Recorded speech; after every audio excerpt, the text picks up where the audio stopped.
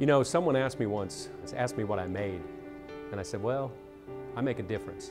I teach to make a difference. I teach to build relationships with students. It's not just the physics or the math or the English that they learn.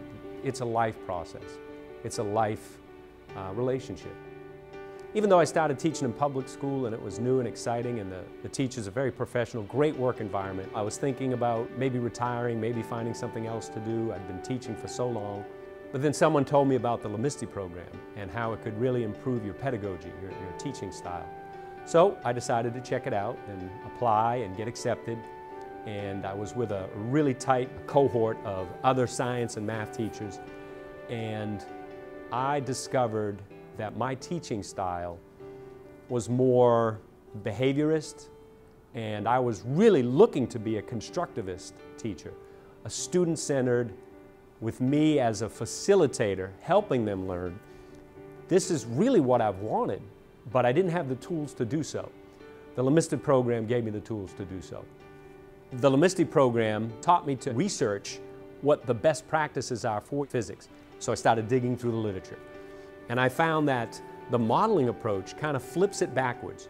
You start with the lab, you don't end with the lab. You start with an investigation. Hey kids, let's look at what happens when a car is moving at a certain speed. And you let the kids tell you what they're observing. How much did you say? 510.5.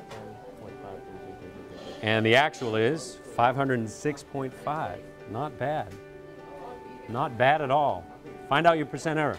And then you ask them, hey kids, what can we measure? And they'll tell you, hey, we can measure that thing's mass, we can measure its velocity, we can measure its color, we can measure its sound, and they'll throw out all kinds of things. And you let them just throw it out there. Kids are naturally curious. And you make a list of it all, you put it all up there, and then you start asking them, so what can we measure? And they'll tell you, well, we can measure this, we can measure that.